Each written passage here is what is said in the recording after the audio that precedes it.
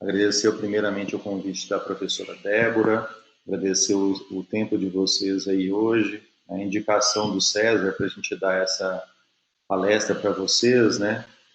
E nós lá no mestrado, daqui a pouco eu vou me apresentar também, a gente sabe que é muito difícil fazer mestrado hoje e não está fácil de forma alguma, devido a vários problemas, principalmente na parte de fomento, né? Então, o aluno que quer fazer mestrado hoje, que se coloca à disposição para aprender, especializar mais, né? Isso é muito bom, viu? Parabéns a todos aí. Então, obrigado pelo convite da professora Débora, pela Universidade Federal, né? Da Fronteira do Sul. O programa de vocês, inclusive, eu falei para a professora Débora, o logo de vocês é muito bonito. O nosso, vocês vão ver ao final, ele não é bonito assim, né? Ele é menos bonito, vamos dizer assim.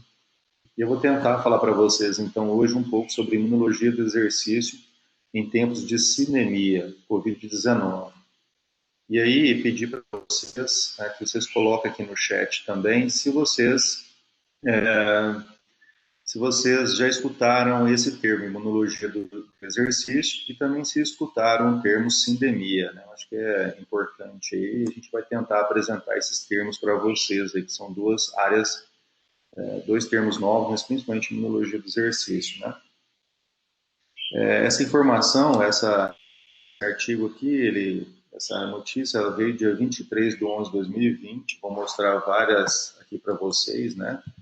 Informações: a internação por Covid-19 é 34% menor em pessoas fisicamente ativas. Por que isso será, né?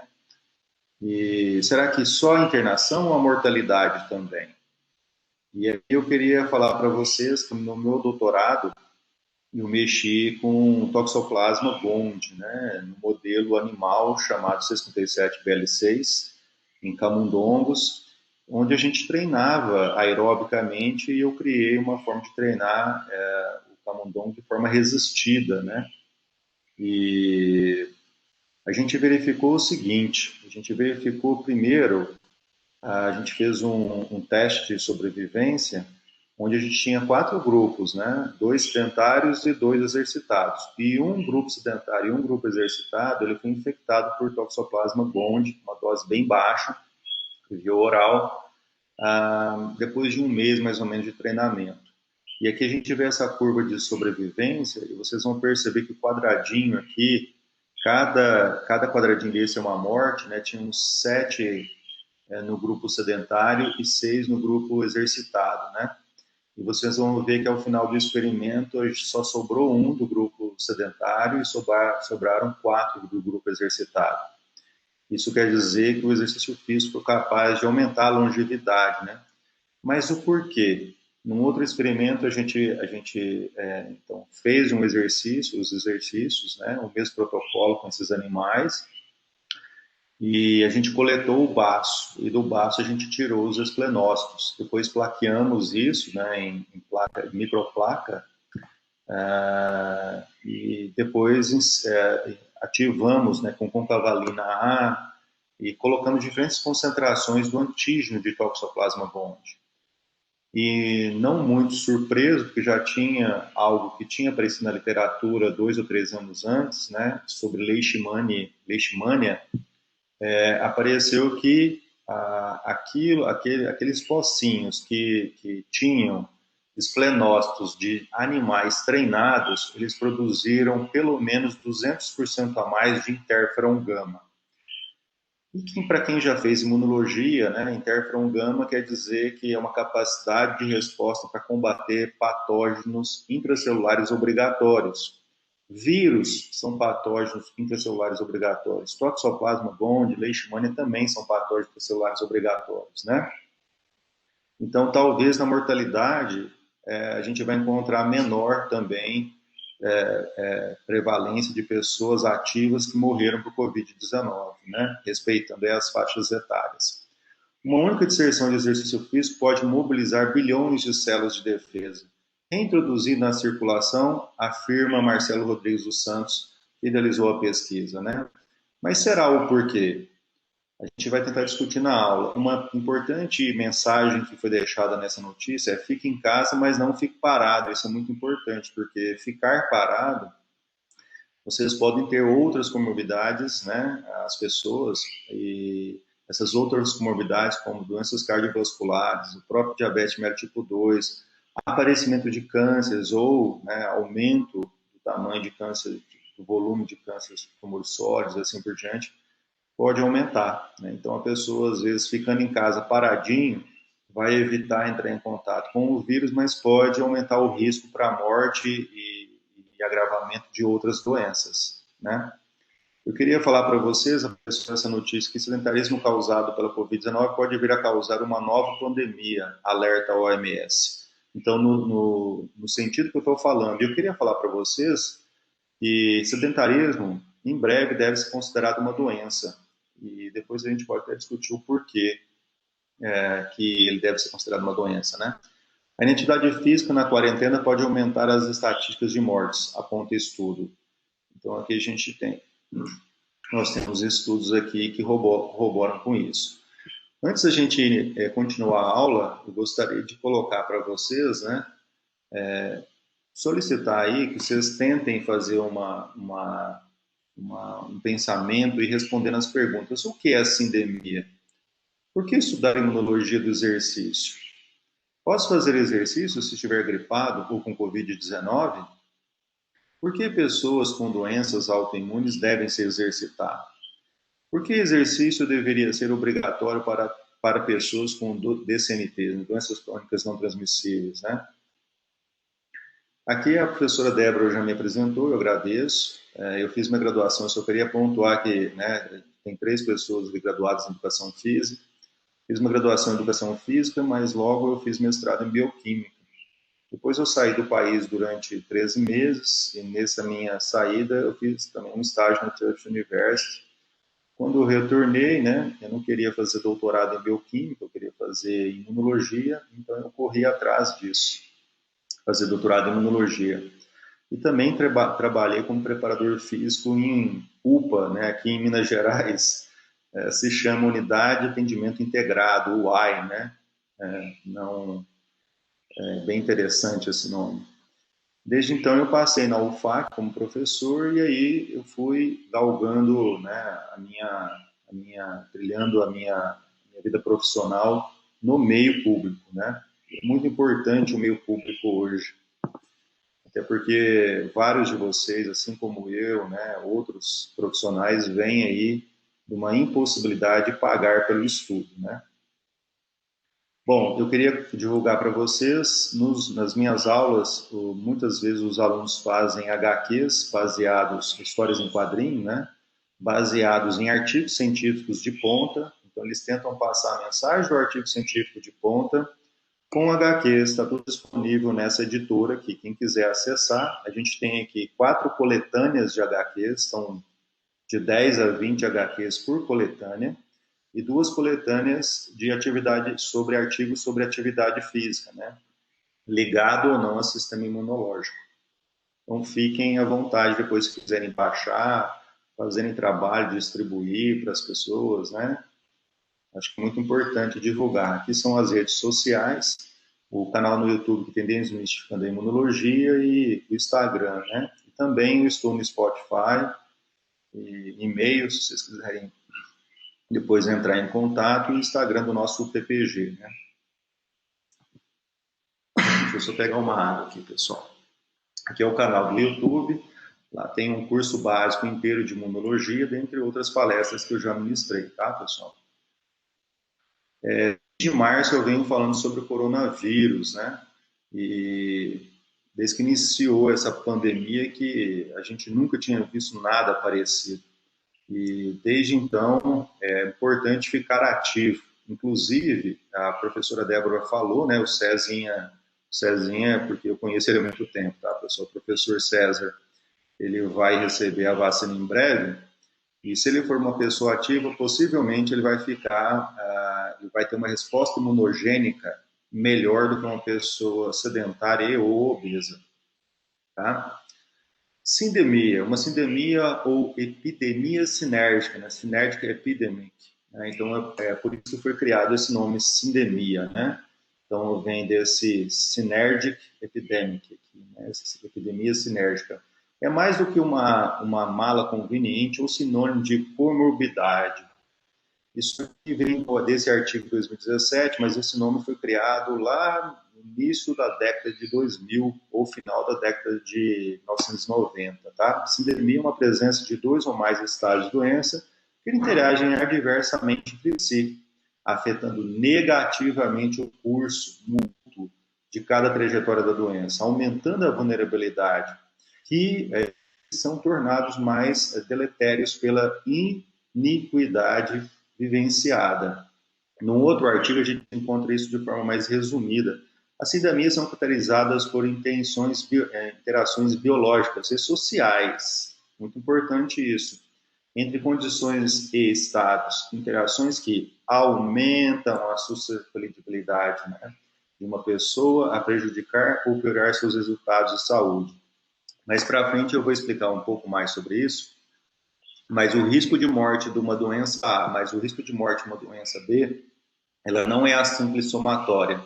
Numa sindemia, o risco de morte de uma pessoa A, se ela tiver uma comorbidade B, esse risco ele é potencializado. Então, ele não vai ser uma simples somatória. Né? Então, 1 mais 1 não vai ser 2, 1 mais 1 pode ser 5, o risco de morte dessa pessoa. Imunologia do exercício, pessoal, é uma área que eu me especializei. Eu amo essa área aqui e ela está mudando, inclusive até mesmo o conceito que a sociedade tem sobre o profissional de educação física, né? E se os profissionais de educação física, os mestrandos aí no Ciência da Saúde, puderem me colocar aqui no chat, se vocês tiveram imunologia na grade curricular de vocês, eu agradeceria, tá? Mas geralmente os cursos de educação física do Brasil não têm. A Sociedade Internacional de Imunologia do Exercício, né, esse pessoal aqui, esse aqui foi o primeiro presidente, o Shepard. Essa senhora aqui, ela criou o nome de miocina, né, uma citocina, mas fabricada por músculo. Esse aqui é o Dr. Hinak Northoff. A maioria deles aqui são médicos ou cientistas na área de saúde, e eu não conheço nenhum deles que tenha formação em educação física específica, tá? Mas a gente é um braço da educação e também um braço da medicina, né? Então, a gente tem galgado aí trilhado essas novas estradas. Quem quiser se cadastrar, é nesse site, na Internet Society of Exercise Knowledge, é o icei.dk.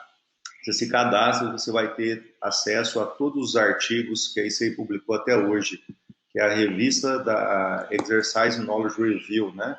Essa revista aqui, tá bom? E vai ficar por dentro também dos encontros bianuais que ocorrem da Sociedade Internacional de Imunologia do Exercício. O Brasil é um dos que mais tem sócios, então se vocês quiserem tornar sócio, é gratuito. É muito interessante.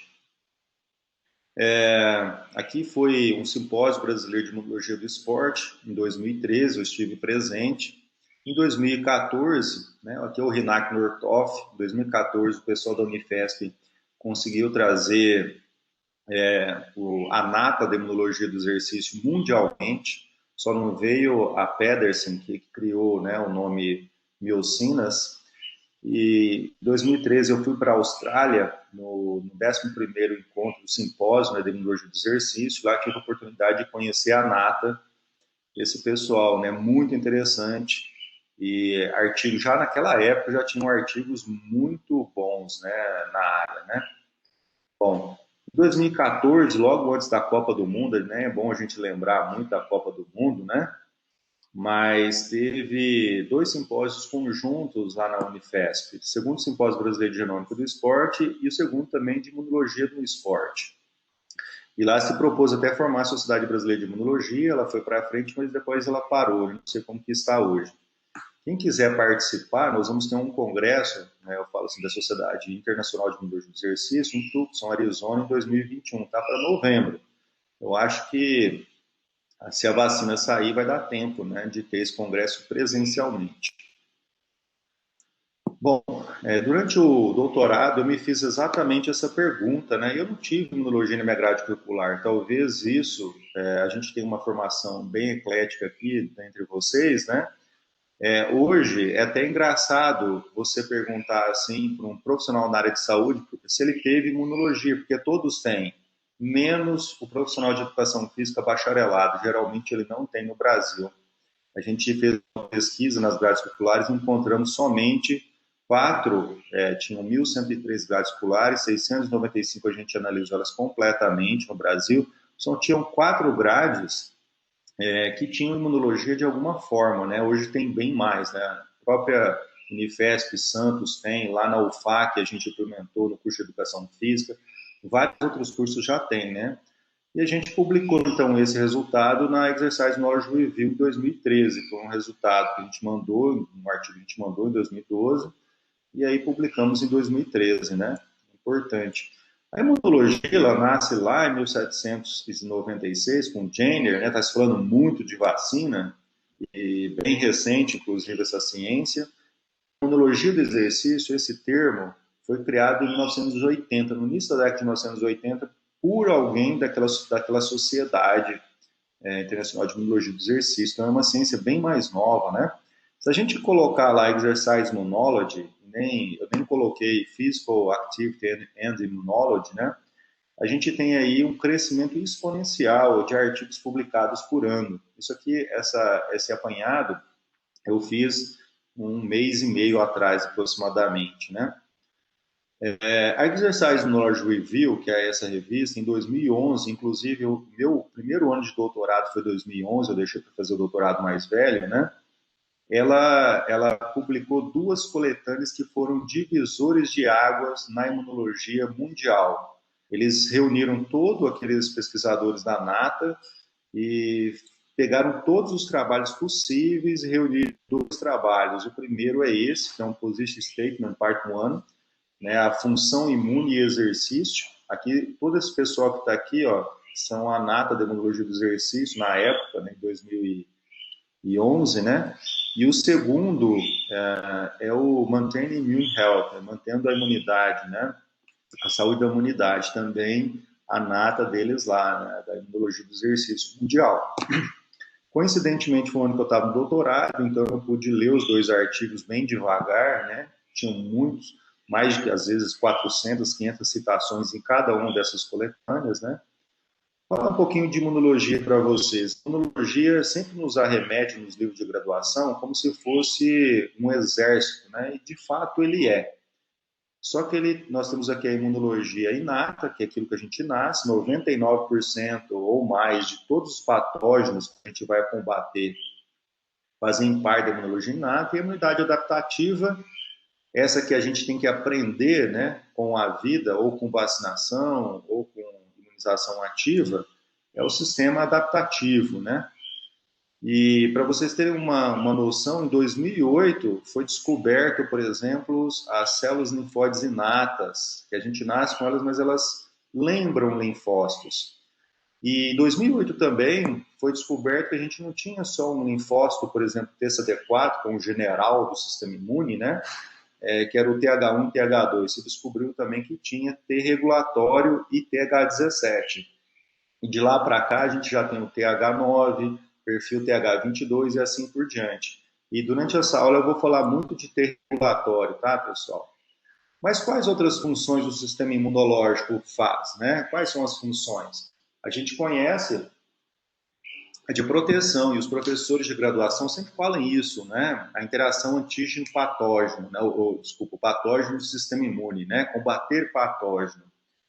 A gente tem aqui várias classes de patógenos.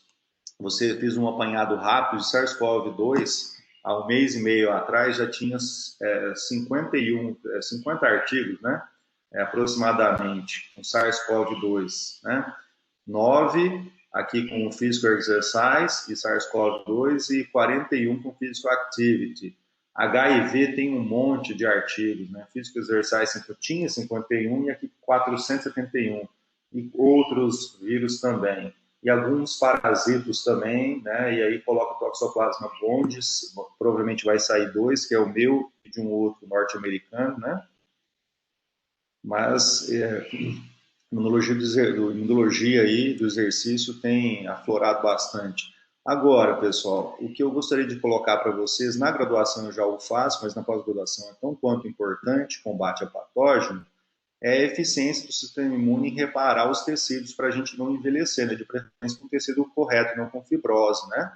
E aí a gente vai ver aqui que um reparo errôneo vai gerar um envelhecimento do tecido e depois morte em todos os tecidos. Então, a atividade física, ela vem, aqui uma foto meramente didática, né? Ela vem para nos deixar uma pessoa mais viril, uma pessoa com uma idade cronológica, pode ser até de 79, mas uma idade biológica de 50, 40, né? Muito importante aí. O reparo tecidual de um jovem, a gente vê que o jovem, por exemplo, aqui está uma comparação de aparato hipertrófico de músculo de jovem, esse aqui está do jovem. O jovem consegue sempre mais, mesmo que ele não faça exercício, se ele fizer exercício melhor ainda, ele reparar sempre com, é músculo que precisa ser reparado, ele vai reparar com músculo.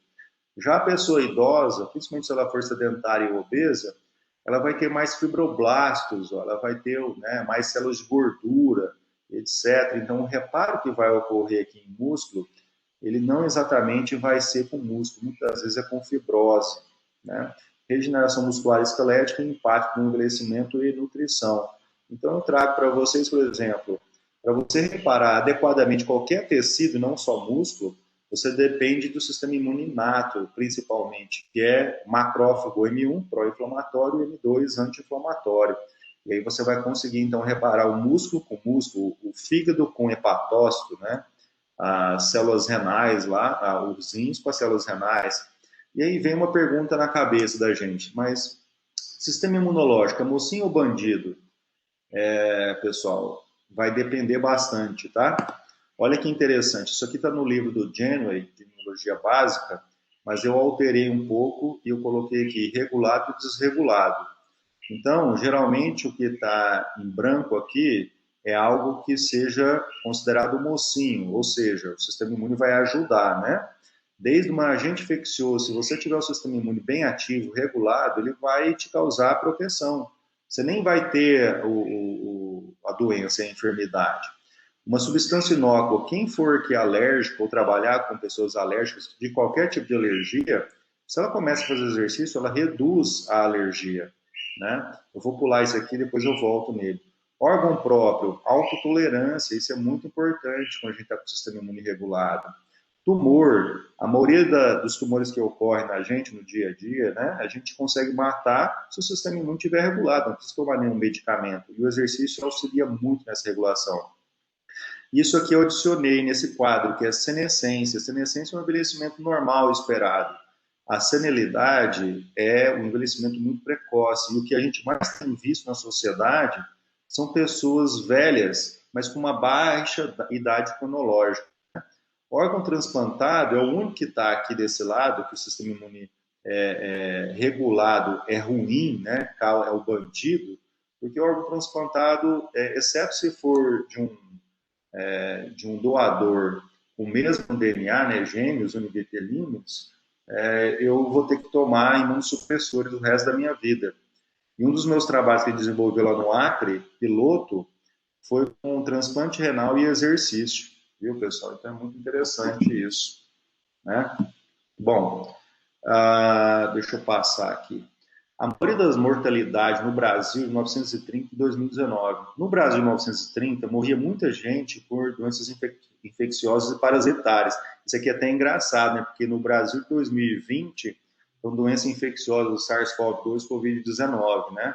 Mas sem a pandemia de Covid-19, o normal não é morrer mais de doenças infecciosas ou parasitárias, é morrer, por exemplo, de neoplasias, morrer de aparelho circulatório, dentre outras, né?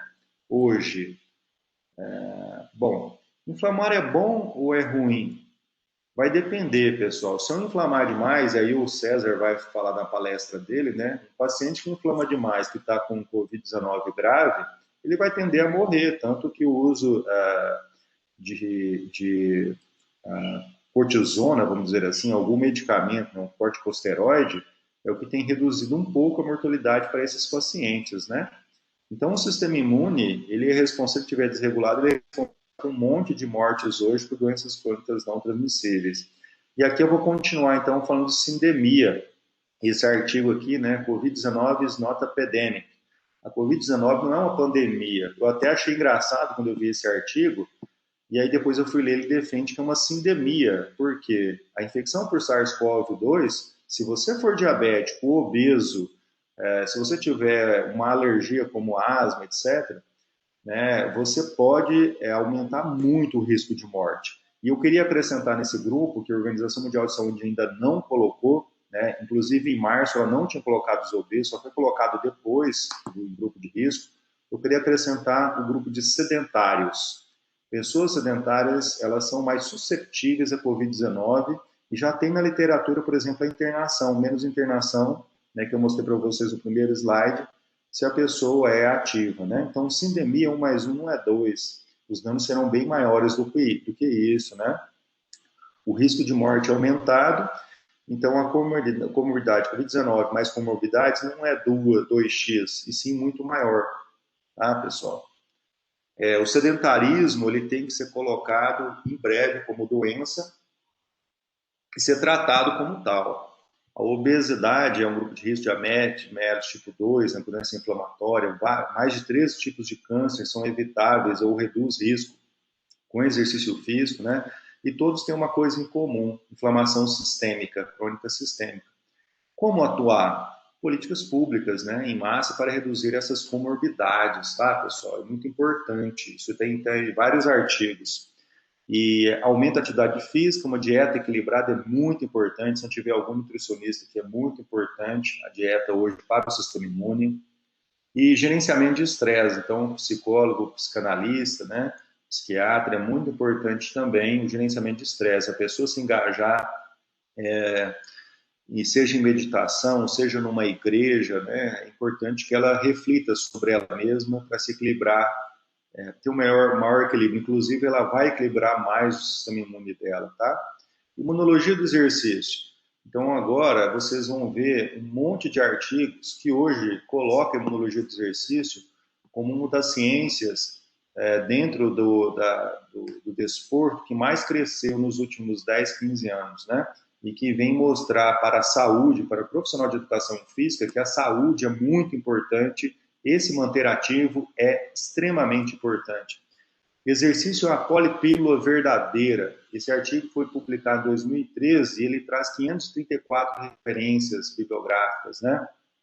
Então, quando a gente faz exercício, esse artigo aqui nos coloca que a gente libera mais de 10 mil substâncias. 90% vai para a corrente sanguínea, né?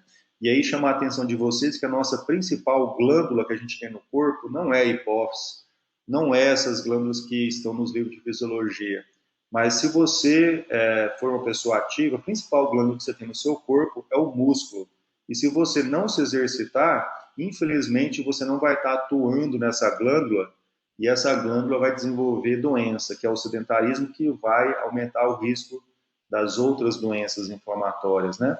Então, vocês podem verificar que a gente, quando se movimenta, a gente libera essas 10 mil, 9 mil substâncias que vão na corrente sanguínea, que vão se comunicar desde o cérebro ao dedãozinho do pé, né? Então, aqui a gente vai ver, por exemplo, o BDNF, fator neurotrófico derivado de cérebro, né?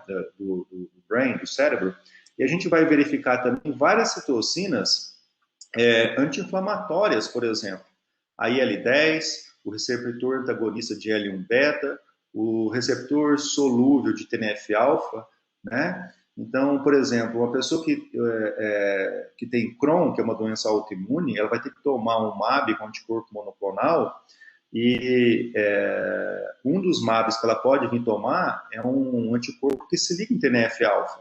Só que se essa pessoa fizer exercício pelo menos aeróbico, ela vai produzir esse receptor solúvel aqui, que vai se grudar no TNF-alfa também, que é uma citocina pró-inflamatória, né? Então é interessante esse pensamento. O medicamento, o exercício, realmente, voltando aqui, ele vem como uma pílula, tá? É bem interessante esse conhecimento aqui. E aqui eu queria chamar a atenção de vocês também, que mais para frente na aula eu vou falar, é de duas citocinas, L15 e L7. Então, se vocês puderem colocar aí quem faz musculação, né? Por favor, coloque aqui no chat, depois a gente vai discutir isso. Mas L15 e L7 é extremamente importante para a manutenção de células de memória. Então, vai se vacinar agora contra o Covid-19, você quer ter memória imunológica. Para isso, faça musculação desde agora, né? Não espere. O exercício físico, então, o músculo, você está se exercitando, atua em todo o corpo, liberando N tipos de substâncias que vão se corresponder com N tipos de células. Inclusive, a professora Débora brincou no início, eu estou com Alzheimer, né? O músculo produz irisina, e a irisina, ela combate o Alzheimer, né? Então, isso hoje, a terapia para combate de Alzheimer, por exemplo, a principal terapia é exercício físico aeróbico, né? Isso foi uma descoberta fantástica e inclusive brasileira, né? Do início do ano de 2019. Esse artigo aqui foi publicado na Nature Medicine. Eu queria que vocês, enquanto estudantes de mestrado, prestassem atenção nisso. Olha quais são as revistas que estão falando de exercício físico. Inflamação crônica e etiologia de doença durante a vida. Nesse artigo aqui não vai falar só de exercício, mas também de exercício. E aqui eu coloquei, né, fiz uma animação. Aqui a gente tem essa engrenagem, então a infecção crônica, falta de exercício, obesidade, desbiose, a dieta, o estresse crônico, né, o distúrbio do sono e xenobióticos vão gerar essa inflamação crônica sistêmica que vai gerar esse tanto de doenças aqui, ó, tá? Como síndrome metabólica, né, a estatose hepática não alcoólica, que é essa daqui, doenças cardiovasculares, pelo menos 13 tipos de câncer, depressão, muito importante, a maioria das depressões são associadas a uma inflamação crônica, desencadeamento e agravamento de doenças autoimunes, neurodegeneração, né, sarcopenia, osteoporose e envelhecimento do sistema imune, não só dos órgãos, mas principalmente do sistema imune. Isso aqui é péssimo, né?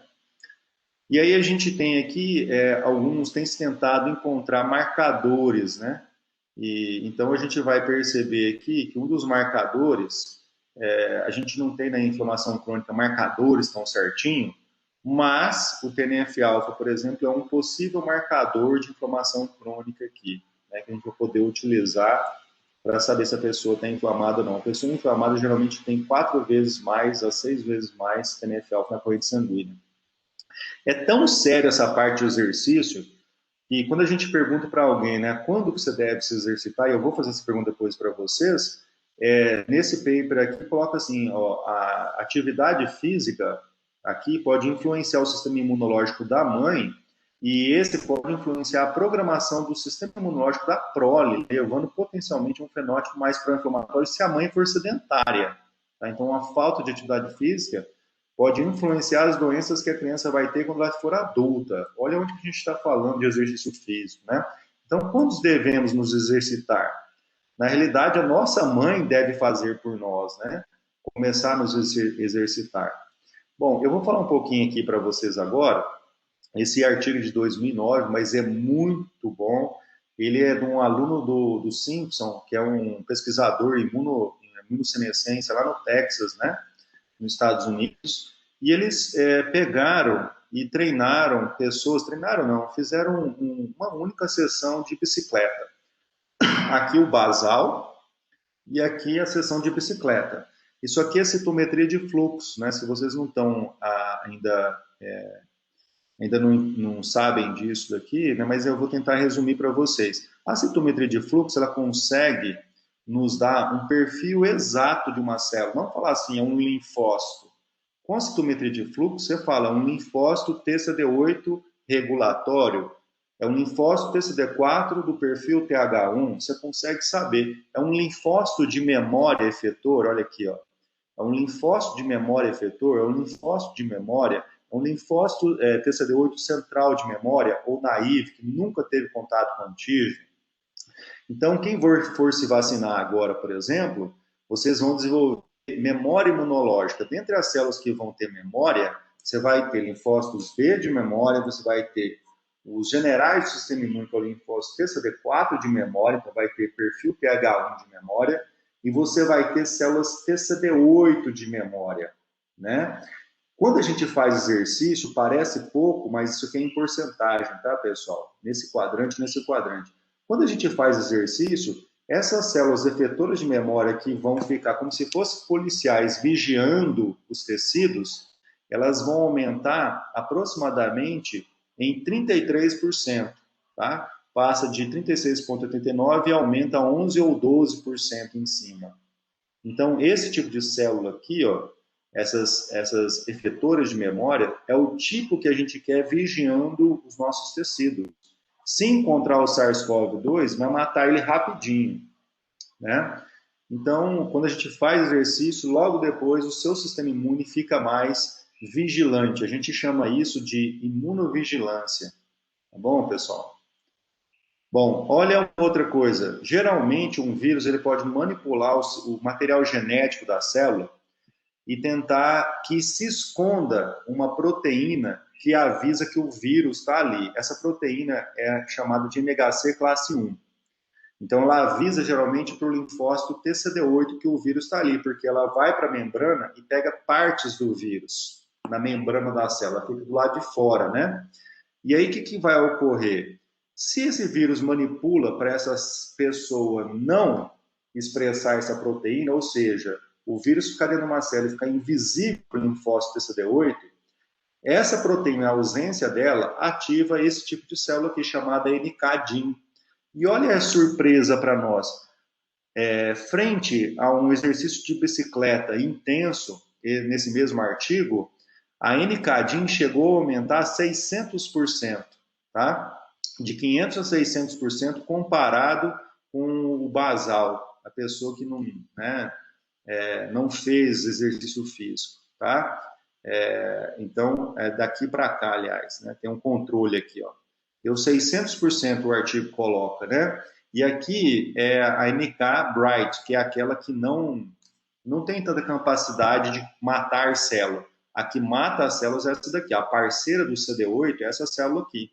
E essa célula aqui faz parte do sistema imune inato, tá? E não adaptativo. Então, seja o sistema imune inato ou adaptativo, a gente aumenta a imunovigilância, tá? Exercício. A gente também vai aumentar, por exemplo, células mononucleares do sangue. O exercício é leucocitário, ele manda produzir leucócitos de forma geral, tá, pessoal? Então, onde que a gente está chegando com a imunologia do exercício? Olha só, esse experimento aqui é um experimento normal. Geralmente, se você tem lá, né, um adjuvante de isolamento de células T específicas contra vírus, um paciente que está em tratamento, em algum tratamento que é deprimido o sistema imune dele, seja por transplante, seja por câncer, alguma coisa assim, isso aqui é uma tecnologia desenvolvida. Eles pegam o sangue do paciente, multiplica isso em laboratório, as células, né, as células específicas para combater vírus em laboratório, a CD8, por exemplo, que é a principal, tá? E depois recoloca no próprio paciente. Só que o que o professor Simpson, lá do Texas, descobriu? Esse aqui é um trabalho dele também, tá? 2019, inclusive. O que eles descobriram?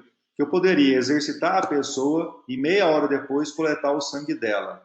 Mesmo que eu colete o sangue na mesma proporção, vocês vão ver aqui, ó, a mesma quantidade de células, quando eu coloco para criar essas células, então vocês vão comparar aqui em cima, quando eu coloco para criar essas células em laboratório, tá, aumentar o número dessas células, vocês vão ver que o resultado é uma expansão clonal daquelas células muito maior do que a expansão clonal de quando eu não faço um exercício de bicicleta intenso com esses pacientes, tá? Então, a imunologia do exercício, ela está entrando em terapia que nem é mais terciária, já é acima disso, são terapias experimentais, terapia de alta complexidade. E um dos problemas que foi resolvido é que quando você coloca, né, aqui a gente tem, eles foram coletar o sangue dessas pessoas, né? Só que as células específicas para combater vírus, elas expressam uma proteína e elas grudam nos vasos sanguíneos. Isso aqui é um vaso sanguíneo, tá, pessoal? Então, elas grudam no vaso sanguíneo. Só que o que eles viram?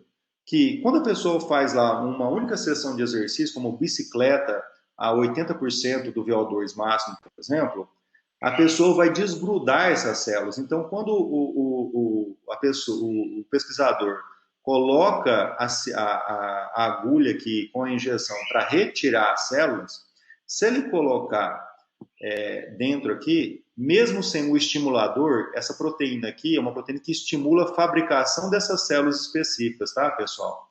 Mesmo sem um estimulador, vai ter muito mais células despregadas. Aqui eu tinha 1, 2, 3 células despregadas, aqui eu tenho o dobro de células despregadas.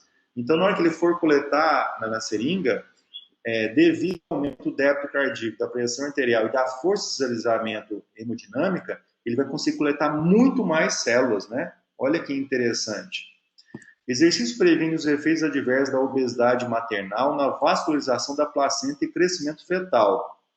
Lembra que eu falei para vocês assim, quando que a gente deve começar a fazer exercício? E a resposta foi a nossa mãe.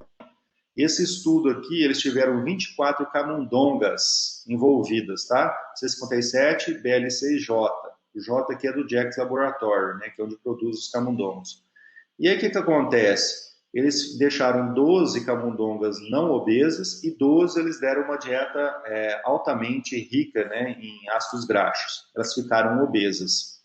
Depois eles fizeram inseminação artificial, né, dessas camundongas, e depois dividiram esse grupo em dois, esse grupo em dois. Então tinha um grupo exercitado aqui e um grupo exercitado aqui. E o que foi o resultado geral dessa pesquisa?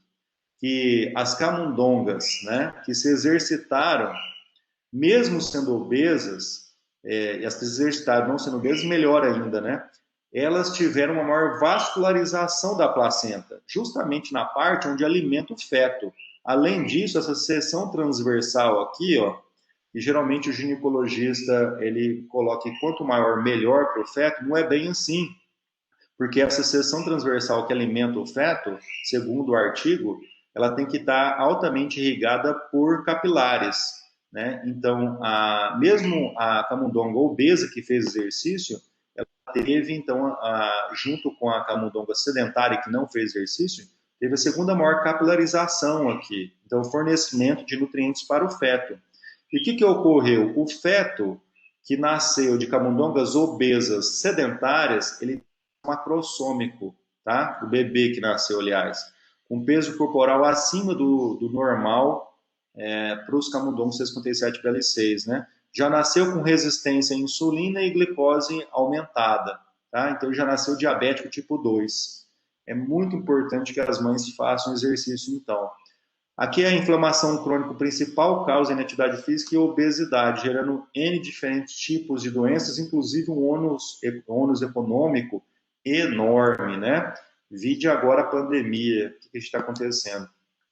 Quando essa pessoa fica sedentária e obesa, ela vai desencadear quase todas as doenças possíveis que ela puder desencadear, que não sejam infecto-contagiosas, né?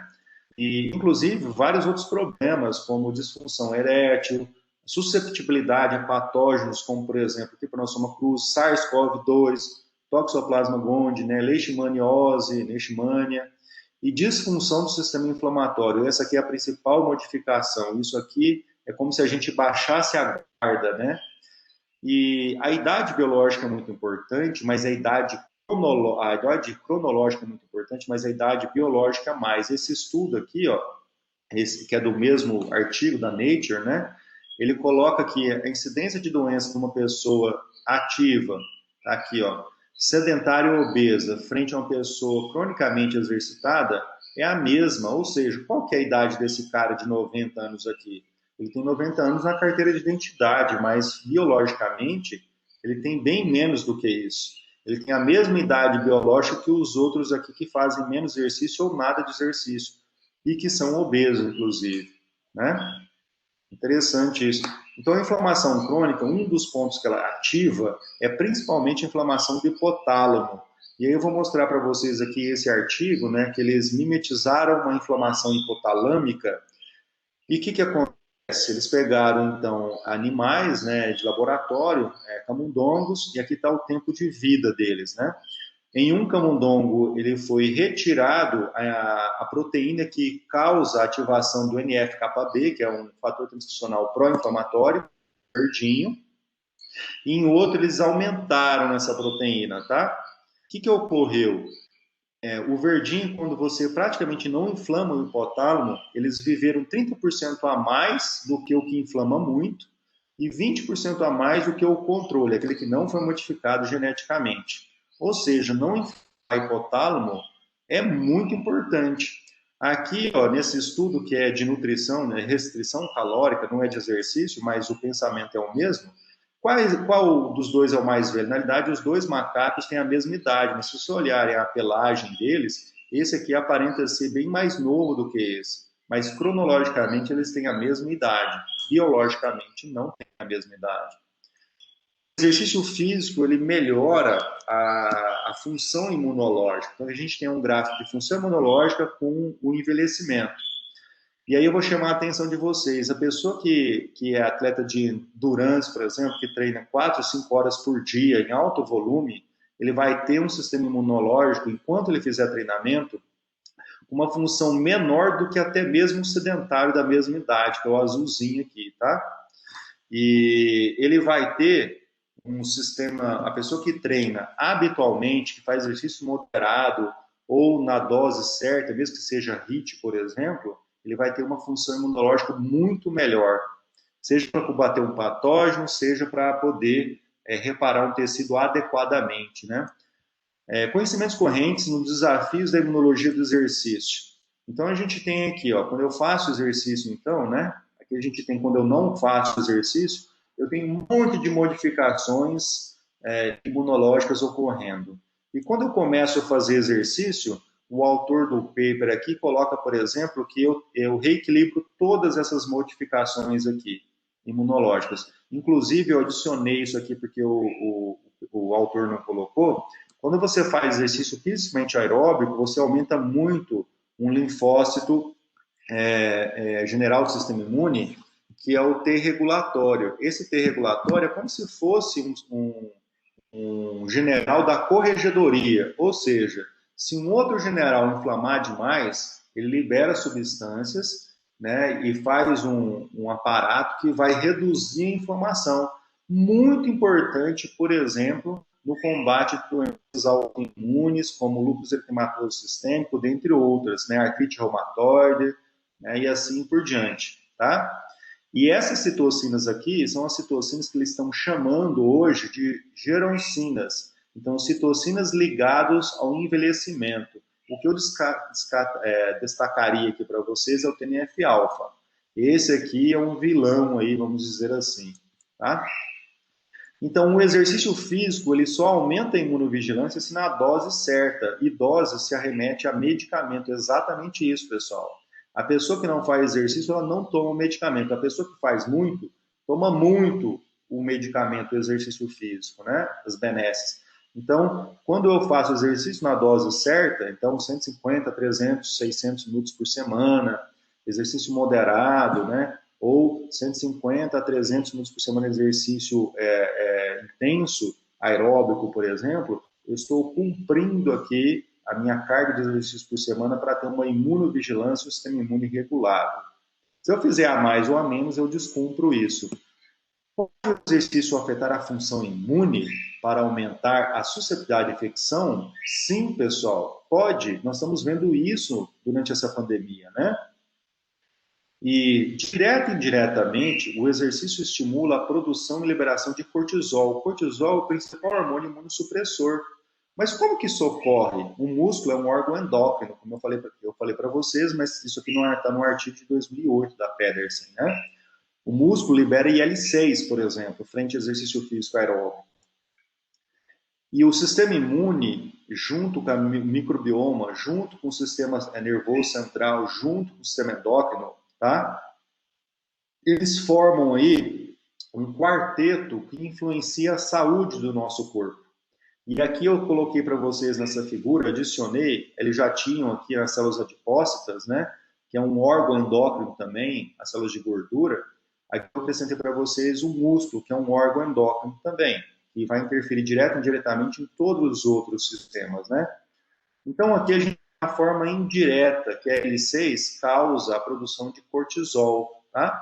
Indiretamente o músculo produz IL-6, vai lá no fator de liberação de corticotropina, né, no núcleo paraventricular, e manda liberar esse fator, então, tá, no núcleo paraventricular hipotalâmico, que vai fazer, então, depois a liberação de ACTH, né? Vai liberar aqui, vai liberar o ACTH na corrente sanguínea, e isso aqui vai fazer que cai na corrente sanguínea, vai lá na adrenal e manda produzir glicocorticoides. O principal é o cortisol, tá? Isso aqui de forma indireta. Em 2017 foi descoberto, e a IL-6, independente se ela vem de músculo ou de macrófago ou qualquer coisa assim, a IL-6 vai na adrenal e manda a adrenal liberar e fabricar cortisol, tá? Então, a IL-6, para quem fez imunologia, vocês devem estar meio confuso agora. Professor, mas IL-6 é pró-inflamatória ou anti-inflamatória? A IL-6 agudamente é pró-inflamatória. Só que como ela manda fabricar cortisol, tá? Tardiamente ela se torna indiretamente, vamos dizer assim, uma citocina anti-inflamatória, tá? Essa figura aqui é de Bennett Pedersen. Bennett é a Fabiana, né? É uma pesquisadora brasileira que fizeram uma publicação na Nature Rheumatology, que essa figura foi tirada da Nature Rheumatology, tá? Então, o músculo aqui interferindo em todos os sistemas, inclusive na adrenal, ó. E aí isso vai, o cortisol, ele manda não fabricar leucócitos. O que eu estou querendo dizer para vocês? Se vocês estiverem gripados, então, ou com alguma infecção de qualquer fonte, se for agudo, não faça exercício físico. Mas se fizer exercício físico, faça um exercício físico bem leve, para não produzir muito L6 e, por consequência, muito cortisol. Tá? Gripe, doenças autoimunes, DCM3 e transplantes.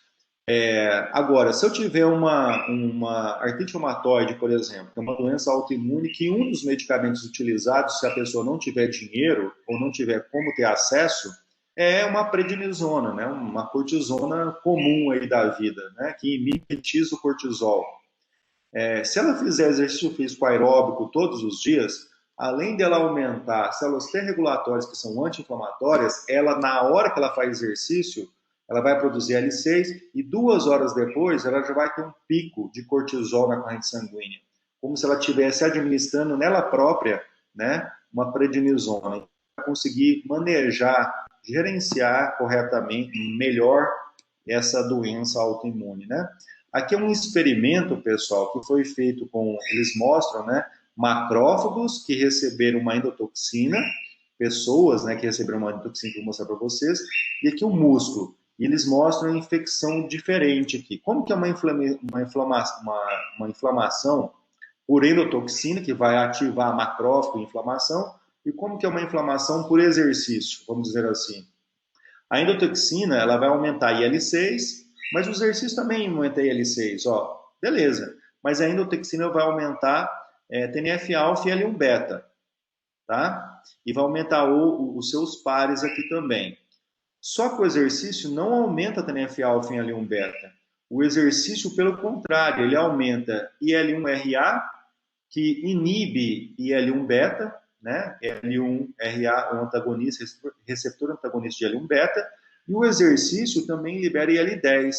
Além disso, a gente viu para trás que o exercício também libera receptor solúvel de TNF-alfa. Quer dizer, ele não libera duas citocinas pró-inflamatórias e ele não libera mais um punhado de citocinas anti-inflamatórias, né? É uma diferença muito grotesca entre inflamação por uma endotoxina, por exemplo, e inflamação por exercício. A imunologia do exercício aplicada a exemplos, né? Vamos ver a cereja do bolo aqui. Uma nova perspectiva do hipocampo, ou hipocampal, melhor dizendo, na origem da interação exercício e cérebro. A gente vê, pessoal, que quando eu faço exercício, eu aumento, então, N proteínas na corrente sanguínea que vão interagir, aumentando e mantendo o hipocampo. O hipocampo é responsável por memória e motivação, tá? Então, quem faz exercício físico, por exemplo, melhora a memória, né? E melhora a motivação. Exercício e a capacidade física na era do distanciamento social, durante a pandemia da Covid-19, um artigo de 2020 também, né? Então, eles colocaram aqui, principalmente, sobre asma. E aí, a gente vê aqui que asmático é um fator de risco.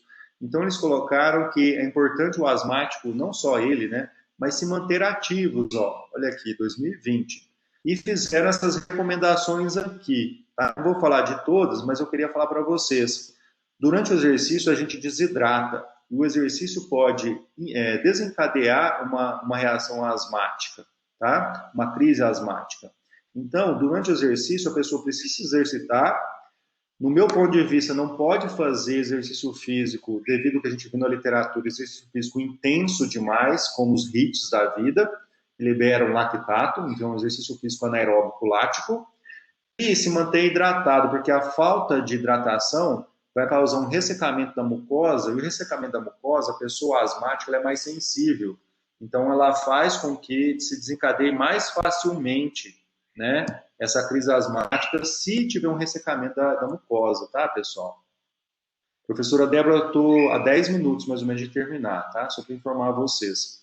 Covid-19, imunomodulação induzida por exercício. Então, outro artigo, inclusive, esse tem brasileiros, ó.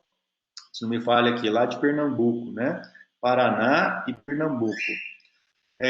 Uma das frases que eles colocaram me chamou a atenção. A imunomodulação induzida por exercício leve e moderado pode ser uma ferramenta importante para melhorar a resposta imunológica contra a progressão da infecção por SARS-CoV-2.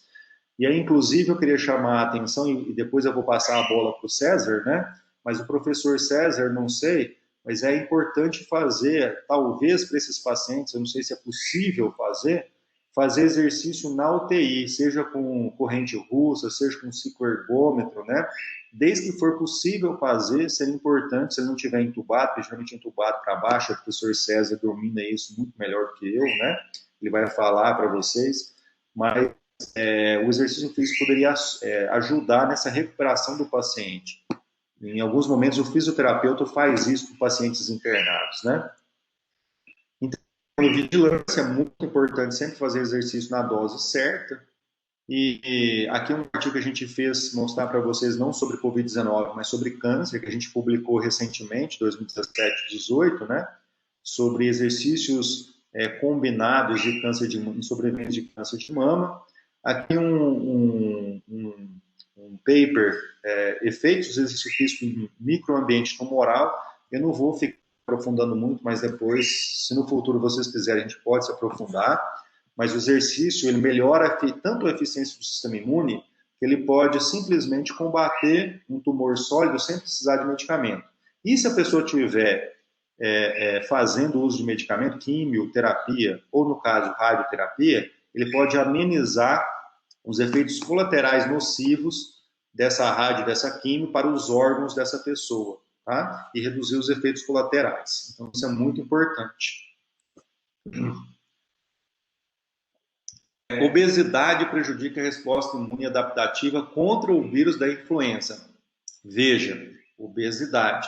Só que aqui poderia estar escrito também sedentarismo prejudica a resposta imune adaptativa contra o vírus da influenza.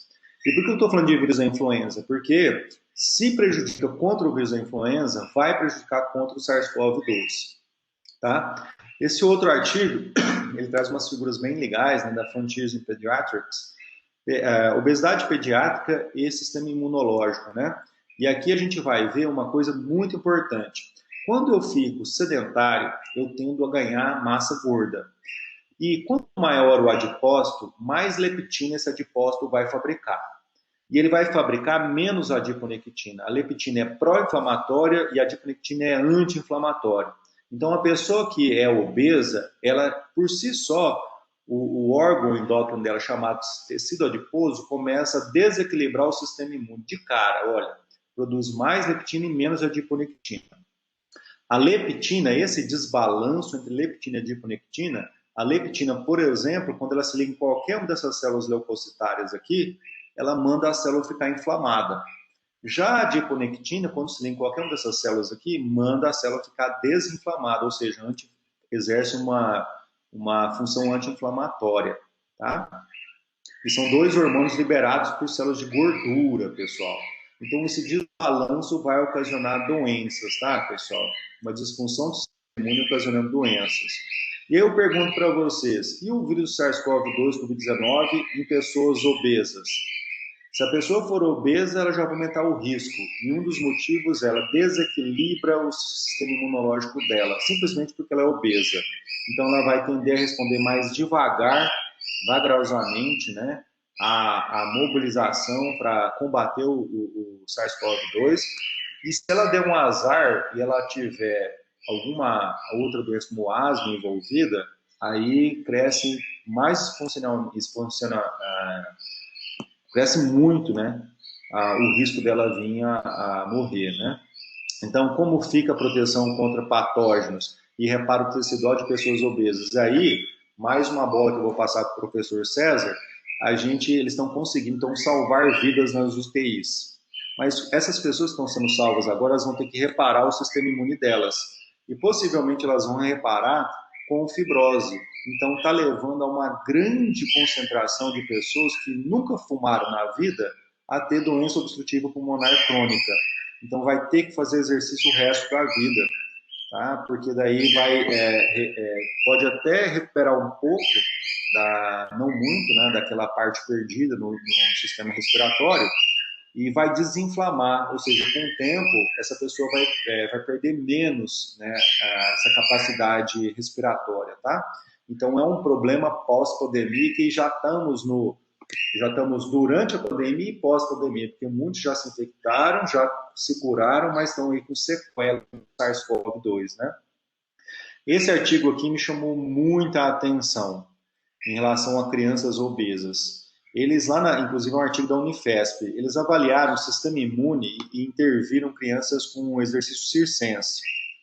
As crianças tinham 10,67 anos em média, né? 10 anos, 11, algumas crianças um pouco menos, outras crianças com 11,5, 12, né? Mas mais ou menos essa faixa etária. O que me chamou muita atenção? Me chamou muita atenção que as crianças obesas, com sobrepeso ou obesas, tinham uma total desregulação do sistema imune, parecendo que eram idosas sedentárias, tá? Como que a gente vê isso no sistema imune? Por exemplo, muito menos células T regulatórias. Essas células aqui produzem substâncias anti-inflamatórias. Muito mais células T efetoras. Essas células aqui inflamam mais. E, por consequência, elas tiveram também menos desse receptor em todas as células T, que esse receptor ele reduz a inflamação. E tiveram menos citocinas anti-inflamatórias, como IL-35 e IL-10, né? Isso quer dizer, pessoal, que crianças de 9 a 12 anos, mais ou menos 10 anos e pouco, aumentam o risco de doenças crônicas não transmissíveis, aumenta o risco de alergias, como, por exemplo, a asma alérgica, aumenta o risco de desencadeamento precoce e um aumento da frequência de doenças autoimunes e agravamento das doenças autoimunes e aumenta o risco de doenças neurológicas. Mas, professor, com 10 anos, 12 anos, sim, vocês vão ver muitas pessoas, crianças, nessa faixa etária um pouco mais velhas às vezes, com depressão, que é uma doença inflamatória, com diabetes mellitus tipo 2, que é uma doença inflamatória, hipertensas, que é uma doença que pode ser manejada com exercício físico, mas a inflamação contribui para o aumento da viscosidade do sangue, por exemplo. Aqui nós temos uma célula T regulatória. A célula T regulatória que está em em crianças com sobrepeso e obesa, isso é gravíssimo, ela controla as células T efetoras que inflamam. Então, a célula T regulatória, ela manda, por exemplo, várias citocinas anti-inflamatórias e seja uma célula T efetora ou qualquer outro leucócito pró-inflamatório, ela vai inibir a exacerbação dessa pró-inflamação. E quando ela se encontra com uma apresentadora de antígeno, ela inibe essa célula de apresentar antígeno para essa célula aqui. Então, isso é o que eu acabei de falar para vocês. A desregulação em crianças já, isso é terrível. Por quê? Vai ter menos célula T regulatória, então isso aumenta a possibilidade de doenças autoimunes, aumenta a possibilidade de doenças crônicas não transmissíveis, falta de tolerância imunogênica desencadeando alergias, por exemplo, e assim por diante. Lembra que eu perguntei para vocês quem fazia musculação? Aqui a gente tem CD4 de memória central, tá? CD4 de memória central. Esse outro tipo aqui de células CD4 de memória e esse tipo aqui de células efetoras e efetoras de memória. Aqui nós temos CD8. Tá? Então esse cara aqui, ó, quando a gente vacina, eu quero ter muito, principalmente desses de memória. E ter muito dessa célula aqui, ó, CD8 de memória, tá? Então, se eu ganhar a vacina do SARS-CoV-2 hoje, eu quero produzir muitas dessas células e ter muito durante a minha vida. Mas como que essas células ficam vivas durante a vida da gente? Elas precisam receber, ativar os receptores CD122 e CD127, que são receptores de L15 e receptor de L7. Quando eu perguntei para vocês quem fazia musculação, é porque quando você faz musculação, exercício físico resistido, você fabrica, o seu músculo fabrica L15 e L7. Ou seja, recebeu uma vacina hoje, você está fazendo um exercício resistido, você vai ficar mais protegido ao seu sistema imune adaptativo durante a sua vida, tá? A falta de vitamina D também prejudica a expressão desses receptores, então é importante tomar sol e tomar pró-vitamina D, tá, pessoal? Se tiver algum nutricionista. Fatores que influenciam na resposta imune a vacinas, pessoal.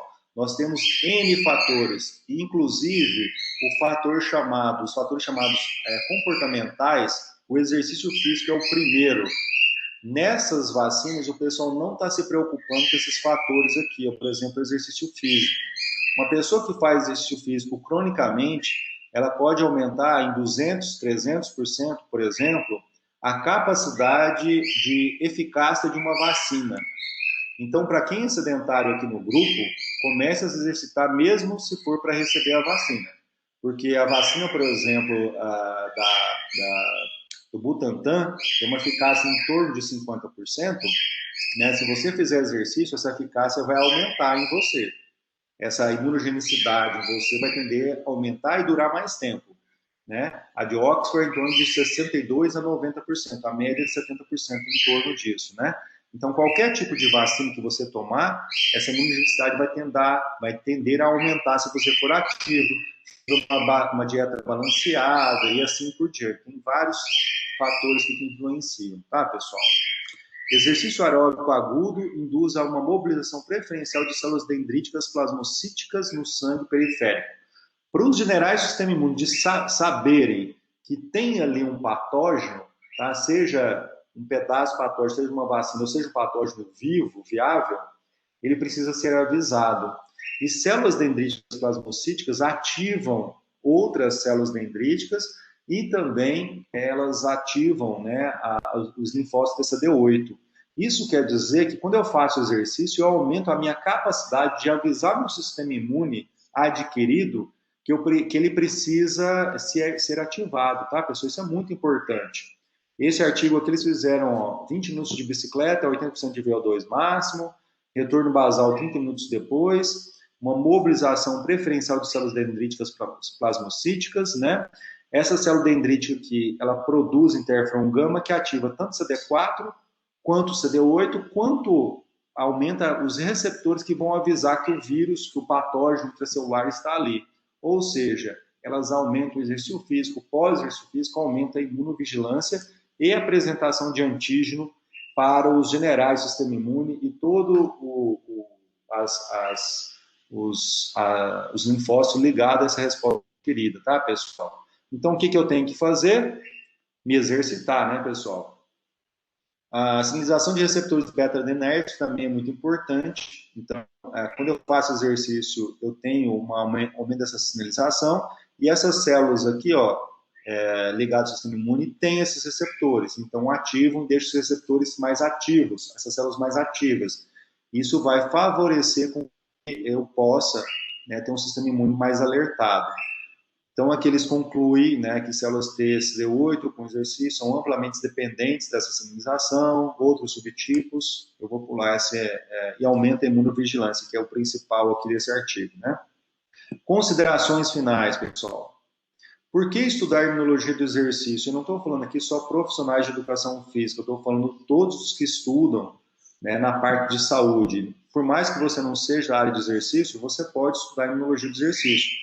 Inclusive, a maioria dos pesquisadores no mundo não são da parte de exercício físico, não são fisioterapeutas, não são profissionais de educação física. Tá? Então, quando eu faço exercício físico, ou, né, tem um probiótico aqui, eu vou fazer um balanço melhor do meu sistema imune. entre células T regulatórias e células TCD4 e TCD8. Isso é muito importante para nós. Eu aumento a imunovigilância na dose certa. A imunologia de exercício é uma área da ciência, da atividade física, que vem para mudar totalmente a relação entre profissional de educação física e saúde e performance também. Aumentar o nível de atividade física das pessoas é vital para uma sociedade saudável que quer economizar dinheiro, tá, pessoal? Profissionais de educação física graduados ou profissionais devem estudar imunologia. Sedentarismo já é uma doença, só falta ser oficialmente reconhecida como tal. A gente escreveu um artigo na Revista Brasileira de Educação Médica, e dentro desse artigo a gente coloca essa parte também do sedentarismo. E o exercício físico realmente é uma polipílula que, inclusive, melhora o combate contra qualquer vírus, patógeno intracelular, inclusive o SARS-CoV-2, tá? É muito importante nesse momento da história que a gente está vivendo que imunologistas, como o meu ex-orientador de doutorado, professor José Roberto Mineu, se deem a mão para profissionais de educação física, né? O César pôde acompanhar isso de perto. Eu fui o primeiro profissional de educação física a entrar ali no programa de imunoparasitologia aplicadas, né? Imunologia e parasitologia aplicadas. E assim, é muito satisfatório para mim, é muita satisfação que eu falo isso. E hoje a gente tem algumas publicações e só não tem mais porque, infelizmente, eu me afastei, né? Eu fui para o Acre, ao invés de ficar na Universidade Federal de Uberlândia, onde eu fiz toda a minha formação, né? Mas a gente tem desenvolvido alguns trabalhos aí corroborativamente e outros centros do Brasil e do mundo. E agora, para minha felicidade, vários profissionais de educação física estão fazendo mestrado ligado a essa área de imunologia do exercício. Seja em programas da Biológicas 3, que tem imunologia, né, dentro, seja em programas como, por exemplo, Medicina 2, onde as ciências da saúde também pode ser incluído em imunologia, né?